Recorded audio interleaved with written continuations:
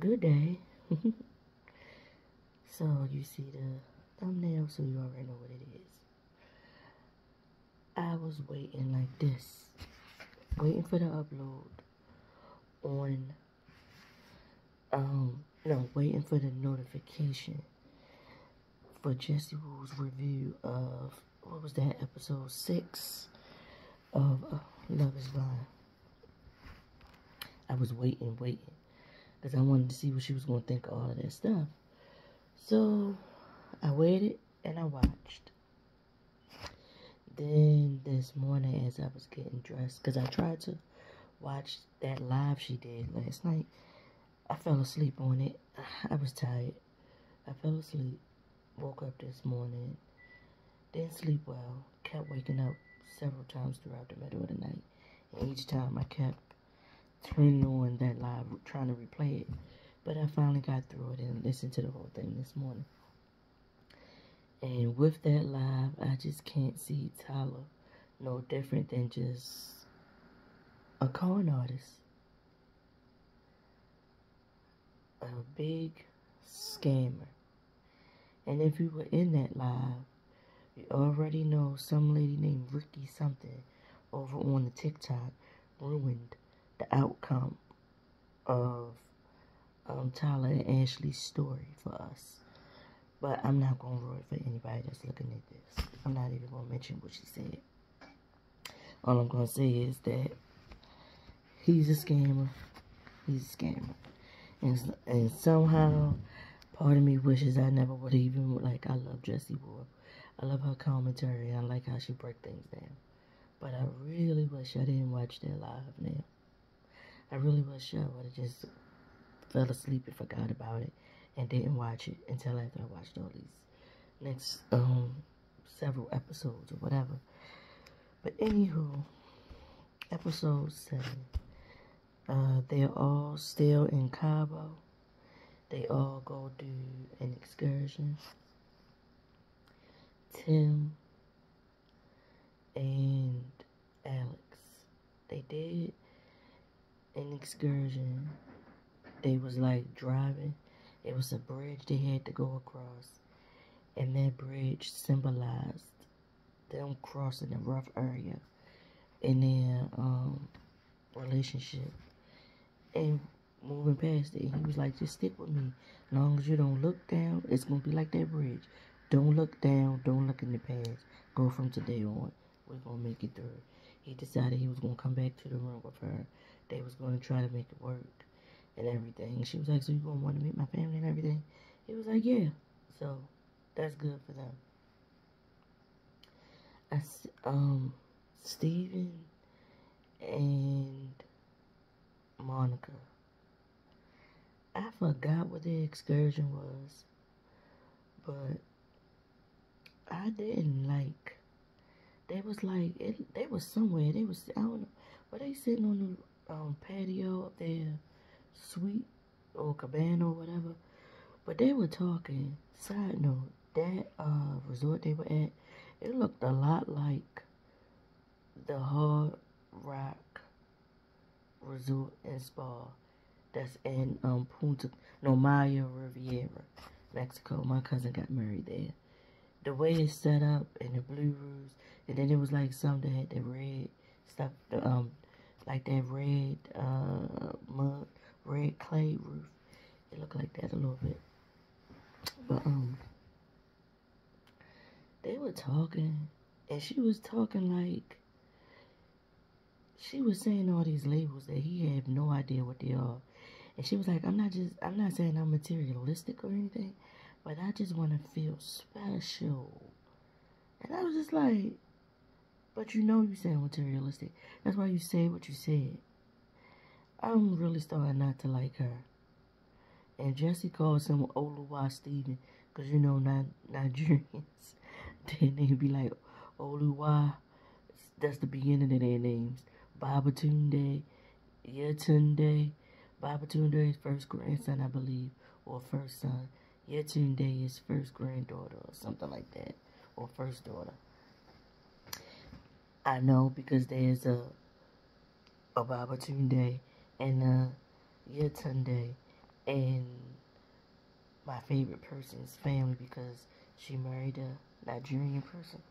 And so he has a brother, a niece, and a nephew with those names. So that's how I know that little tidbit. But I'm trying to think, what was I watching? Jessie Woo. She better do that story time. She said that the Nigerians sex is not good. And she said she was gonna give us a story time about the one that she dated. And I instantly thought about my aunt. And she didn't have that same experience. So, somebody for everybody, I guess. But anywho, yeah, Monica's going on and on about materialistic things. Like, so you don't know. She was like, so you don't know what. He said something about, because maybe I won't be able to get you the Kate Spade. And she was like, Kate Spade? I mean, I wouldn't do Kate Spade. It's be YSL. He was like, I don't even know what that is. She was like, Louis Vuitton, you don't know what that is? He said no. And she was just looking like, I said, okay, so you want this man to be spending money on you. She is very spoiled, elitist, and entitled. And she tried not to show it. But she is. And that's probably why she let him get away with calling her a mutt when they was in the pause. Because she laughed that part off. I feel like she accepts her, the black that she has in her. I don't know, she get around on white women and she acknowledges that she got a little black, but it's like she acknowledges it, but she don't acknowledge it. And also, at some point, the cast get together for another party. I guess it's like the last thing they do before they leave to come back to the States. And it was like some fireworks. And she got annoyed and mad because Steven was over there talking to Garrett instead of coming over and putting his arm around her while everybody was gathered to watch the fireworks. And as the fireworks were finishing, she came over and she'll do things and be sarcastic and say, yeah, babe, thanks. That was really fun watching it with you. In reality, she's cutting him down because he didn't do what she expected him to do. So it's like she walks away from him and goes to sit down, and then some of the ladies go and sit with her. And he apologized. He was like, I didn't want to stop. Like, we were having a serious discussion over there when the fireworks started. And I didn't want to cut him off just to come over and hold you to watch the fireworks. Like, we was like, it was some deep, like, whatever they was discussing, he felt it was more important than stopping to go cuddle up with her to watch fireworks. And that pissed her off. I was just like, this lady's crazy. They all are enjoying the fireworks. I did see Tyler and Ashley. Was those camels? They don't have camels in Mexico. Was they donkeys? Was they horses? They was riding something. Nick and Hannah did bungee jumping. And who am I missing? Nick and Hannah. Don't even ask me what Garrett and Taylor did, because I do not recall. I don't know this man. Sorry to this man, because I don't know.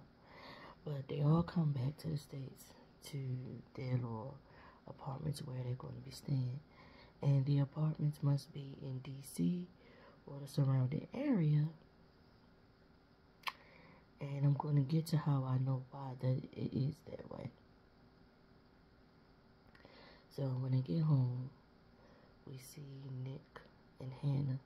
So they're in their place talking about how they like it. And once again, she's reminding him, because I'm so mature and I'm so much smarter than you. And she's saying it kind of like in a way that shows She's just being sarcastic, but she's being honest. That's how she truly feels. She was like, I feel like you're the type of person that if I don't ask you to do it, you're not gonna do it. Like, you would put stuff in the trash and let the trash get filled up and I take the trash out. I would have to say, Nick, can you take the trash out?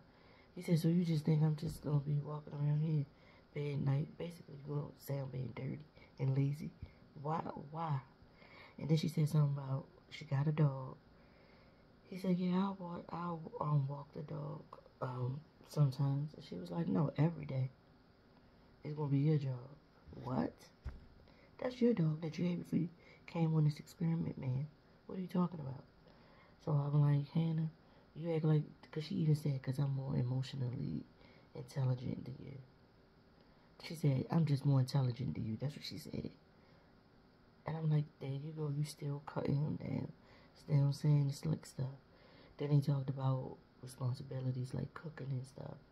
And then she was just like, he said some things he can cook.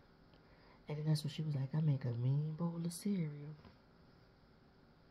He was like, what? Hannah shouldn't have went on this experiment. She was much too young. We see Steven and Monica in their place talking and talking about the decisions that's gonna be made for their nuptials. And now and I'm not sure if he did it in their apartment or he did it when they were still in Cabo. But she was trying to talk about some stuff for the wedding, and he was all like, how can I say this? She was like, just say it. Yeah, they were still in Cabo. Because he said something like, I don't know how to say this without coming off wrong. Let me think about how I'm going to say it. And he started to get emotional. But he was basically saying he don't want to be rushed into marriage. And Monica clocked it. But you signed up for this show and you know what the premise of the show is. So why would you even come on the show? And then that's when he tried to go backpedal and pussy pop and say something different, like, because I wanted to, I really love you, I really, really do. I just don't want to feel like it's being forced. What did you think this was, sir?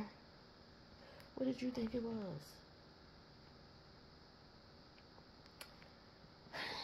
Steven's starting to pluck my nerves a little bit. Then we see Tyler and Ashley. We once again see them in bed praying together. I feel like we didn't see much of them this episode. But we see them in bed praying together. And he can pray. And then they have conversation about, they have conversation about traditions and stuff that they like. So she was saying that she loved a theme. She liked to dress up and stuff. And he was saying, yeah, I like that too. Me and the guys already talking about dressing up, doing certain things for Halloween. And every time he opened his mouth, all I can see is scammer. Because of all the stuff that's out there about him. About how it's just a lot. It's a lot. And I'm not sure if y'all know. So I'm not going to spoil it for nobody else. But scammer, that's all I see. So they talk about traditions they would want to have and create and things that they would like do during the holidays, like Christmas, like making their own ornaments, deep dive into Christmas movies together as a family with their kids and everything. And I'm like, damn. He came off as being the perfect guy, you know, the right amount of spirituality, believing in God, wanting to be a praying man and all that. And you are this person that did this scam. Like, oh my God, he's so scammy, y'all. It's gross. And so, it's, how many couples is it? 6. Do we see Tim and Alex at home? I don't remember. I don't recall. The last thing I recall that I can clock in my mind right now is them deciding that they're going to work through their stuff. So, Tim and Alex, that's what I have for them. That's 4 couples I mentioned. Nick and Hannah, Tim and Alex, uh, Nick and Hannah, Tim and Alex, Steven and Monica, Tyler and Ashley. So who's left is Garrett and Taylor. Garrett and Taylor, they get home, they feeling good about things, and we see Taylor go to meet Garrett's family. I don't remember seeing it on the screen, but that definitely was his mother. That was father or stepfather. I saw a nephew and a niece, and a sister. So they all around the island in the kitchen and they talking. And the mother just looking at her, and you can see the tears brewing in her eyes, and he talking about how much they love each other and everything. And the mother is like, the mother brings up the fact that Taylor's family, his parents, was like, they didn't want to bring the cameras in their home, and that they wasn't going to come to the nuptials and stuff like that. So then she says, well, I talked to them, and we're going to find a way to get them here to come and visit us, because they don't want the cameras in their house. And it's like they tried to call her out about her family not being supportive. And then the mother goes into the whole diatribe of, because I love my son. And like, did y'all talk about the hard stuff? This world is hard, marriage is hard, even when you have support and got everything together. So y'all got some stuff that y'all gotta work through, like how y'all gonna raise kids, how y'all gonna do this, and then that stare that the mother did and trying to hold those tears from coming out, that silence and the things unsaid was so loud. That mother is concerned. Number one, you know how those mothers be about their sons. So that's the first thing. The second thing is that mother is concerned about race and raising biracial kids. Garrett, they talk about the fact that Taylor graduated from Johns Hopkins, and now she's a clean energy consultant. And I don't mean no harm, but after hearing how they lie about what people do, because now they saying that Tyler was on some podcast talking about he's selling drywall, but on the show they said he was a nuclear security officer, whatever that is. So I'm wondering if they lying about Taylor, because how did she go to Johns Hopkins, graduate from Johns Hopkins, in some kind of science, and she's a clean air consultant. When I hear clean air or clean energy consultant, you know what I think of? Those people that go door to door trying to sell you solar energy. That's what I hear. Now, she might be consulting with different companies, and like before they build and stuff like that, deciding what type of energy they was going to use for this new building that they making or whatever. But initially, all I hear is sales consultant, people who selling, you know how those people were selling electric, and then someone was selling solar, and they sell the solar panels that you put on your roof. That's what I hear. That's what I interpret. Clean air, clean energy consultant to be. Remains to be seen, if we even see. But again, the silence was so loud. The things left unsaid. Their mother is concerned because Taylor is Taylor fully biracial? Like, is she Chinese mother, white American dad? I wonder. But that mother is more concerned about that. She trying to make it seem like she don't want either one of them to get hurt. And then she also brought up, because it's so rushed, and the sister was like, yeah, because we're just meeting you today, and this is our only chance to see you and meet you, and then 2 weeks later we're going to see you at the altar. That's so fast. Gary mentions that he's so super busy in life that he don't have time to date and figure out and meet people and stuff. So that's why he chose to do this experiment. So to me, it's like, so y'all knew Garrett was doing this experiment. Sister, I'm sure you're familiar with the show Love is Blind, how it works. So y'all all knew that the end goal is for him to get married. So why y'all harping on the fact that this is so rushed? Y'all knew what it was. I'm sure he told y'all. I'm sure he told y'all he signed up for this show. And I'm sure you did your research and you know what it is. And you knew what it was before he left to go into the pods. So miss me with the BS about this feels so rushed. And y'all feel like it's so rushed, okay? Miss me with it. Then, last but not least, let's talk about Marissa and Ramses. First of all, I don't remember catching Ramses' ethnicity and where he's from. But remember when I said we know that they living somewhere in the DMV? Because we see them at their place. Marissa comes in. Ramses is cooking. She like, oh, he was like, she said, you want me to, she said, let me go use the bathroom. She go use the bathroom, watch, I need to come back. And, he's like, she like, what do you want me to do? He was like, nothing, like, I got it. You know, get you a glass of wine, relax, we're about to eat. So she mentions, that was a 2-hour drive. And he was like, yeah, he said, and they mentioned him moving to Baltimore. So, yeah, for the Baltimore girlies. Even though I don't think Marissa identifies blackity black like me. Like, down to earth type. With a little bit of hood. Like, calm and black. But anywho, Marissa gives that she's from Baltimore County, not Baltimore City.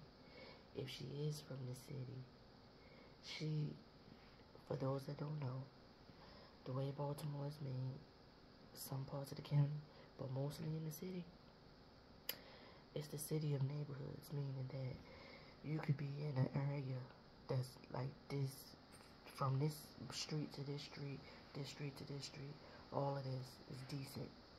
And then you go 2 blocks over and it's the hood again. I'm going to give you an example. The area where both Johns Hopkins, the area where Johns Hopkins University is, that's called Charles Village, right? So the university is on the main street. The buildings for the university.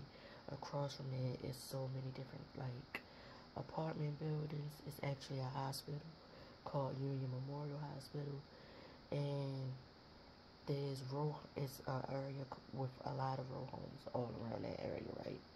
And a lot of those people that own those row homes, they are staff at the university. Some people, like the people that own them houses, been owning them houses for years. And a lot of them have ownership that rents the houses out to the students to live in and stuff like that, right? And the craziest thing is the area where the school is, so it's 33rd Street.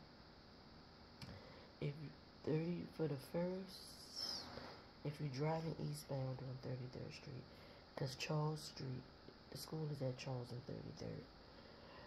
Charles Street separates east and west, okay? If you drive eastbound on Charles Street and go 6 blocks, it's an area called Greenmount.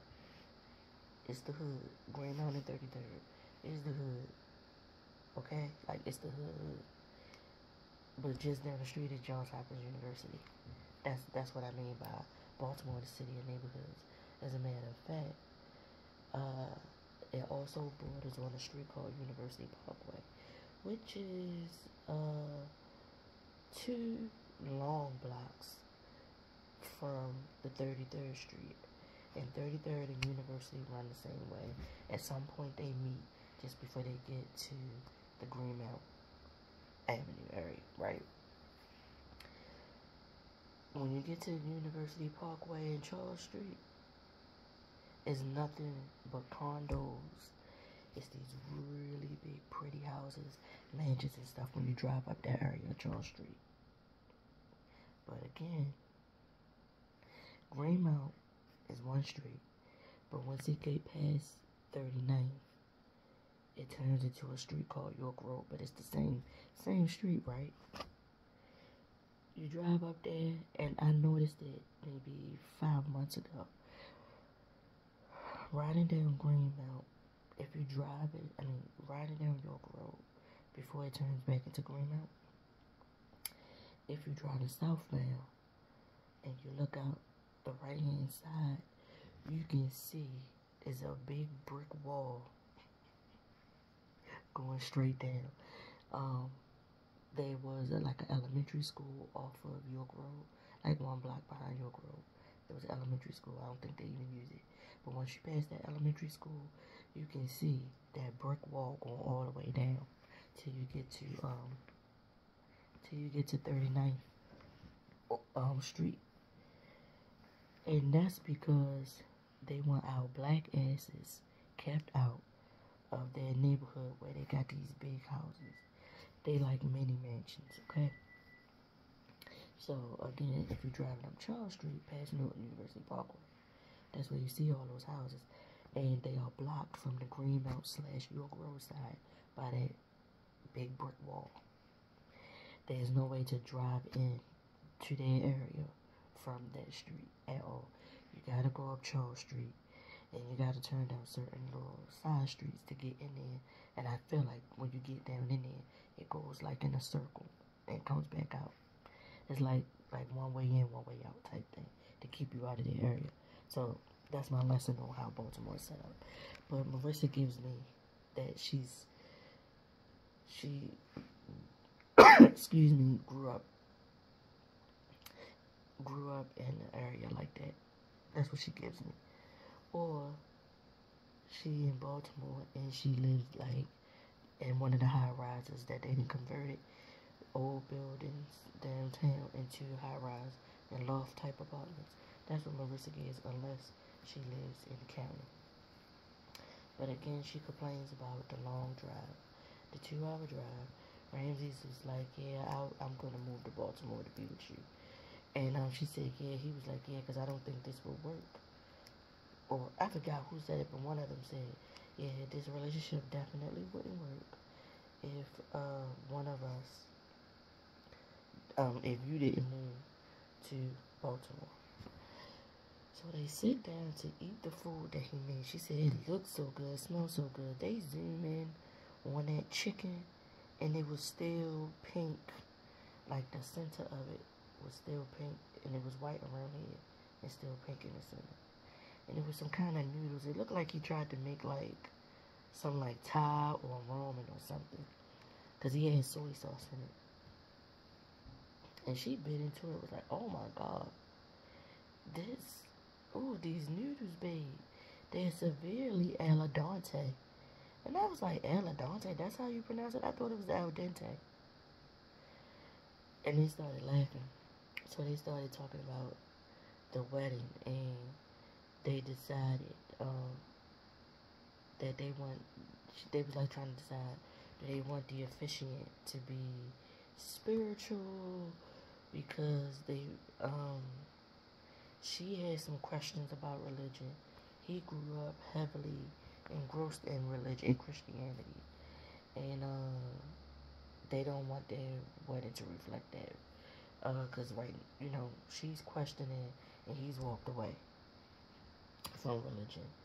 She's not with the patriarchy, and they decided they want an officiant that's probably, she said she want a female officiant, and she said, and I don't want them to be cis hetero. So basically, she wants a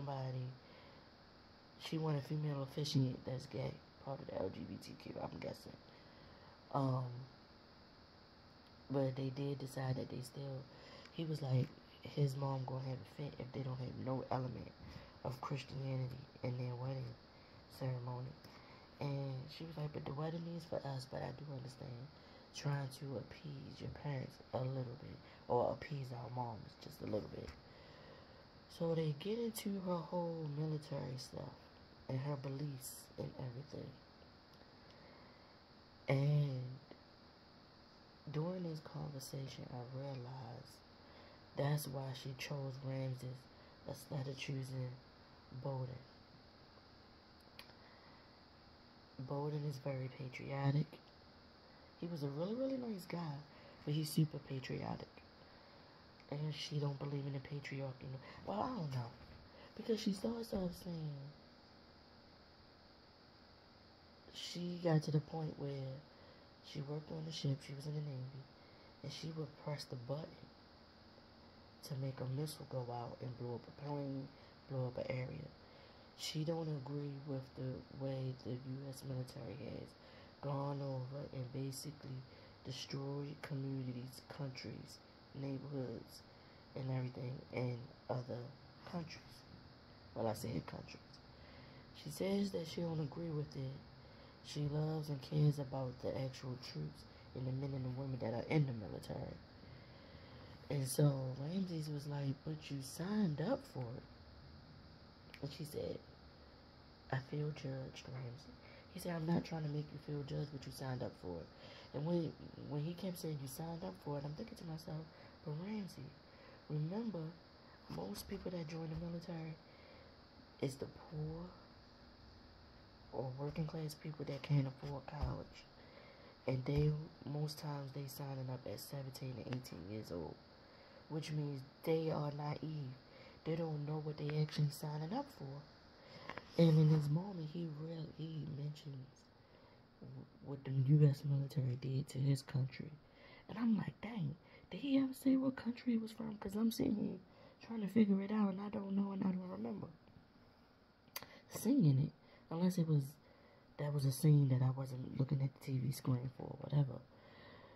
So then she comes back around with, I was 18. Most people are 18. He said, alright, so you was 18, you signed up, you went.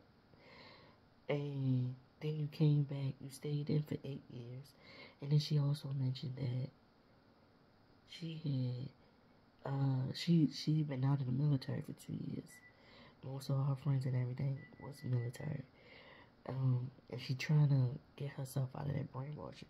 She was like, the military brainwashes you so bad the same way that religion does. And so he was saying he think God is a being, and he don't think that when his time comes, when he sees and he gets to death and sees there is a God, he doesn't think that God is going to strike him down for having questions. And that's something that I agree with as well. But she had said something like she don't want God nowhere in her wedding. Was it her or him who said that? I think it was her. And I was just like, wow. Like me, personally, I do believe there's a God. I do believe in Jesus. I feel like the Supreme One is not a man or a woman. It's a supreme being. God is a supreme being. I feel like all these different religions basically have the same principles, except for those who worship Satan or are into Satanism and stuff. But for everybody else, all the other religions, even though they all call them a different name, they have different stories about what happened. I do believe at the base of it, there is a supreme being that is God, that God is in us, within us, and tries to guide us with the small, still voice. But you gotta have your own personal relationship to hear that voice and hear that. And his one commandment is, like, we should all love one another as he loves us. That is it. We should all be kind to one another. That's what I believe. And we all need to be kind. And let him do his job. He's the judge and the jury on all things. Not us. Not us putting people out of things. Berating people. Doing the fire and brimstone and all those things like that. That is not for us to do. That's what I believe. That's just me. But anywho, as they discussing his wedding and all this stuff, I'm just looking at her and listening to her. And then she discussing her, her time in the military and everything. And the more she talks, the more I see. Like, yeah, that's why you didn't choose Bolden. This is definitely why Ramses is more he wants to do away with the patriarchy as well. He don't see things the way that especially devout Christian extremists see the world. She also continues to go in detail about the brainwashing the military does, how, and she even mentions, like, most people sign up at the age of 18, they do not know exactly everything that they signing up for. And that is true.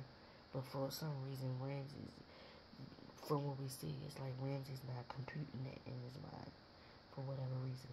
But yeah, this was a really good episode, and it made me understand her even more. But then she confused me, because like I said, when she first started talking, she was basically saying that she don't agree with the military and all those things like that no more. But then towards the end of the conversation, she starts to say how proud she is of her military career, how she loves and she is for the troops. So it's like, girl, which one is it? And she was like, I'm proud of what I did.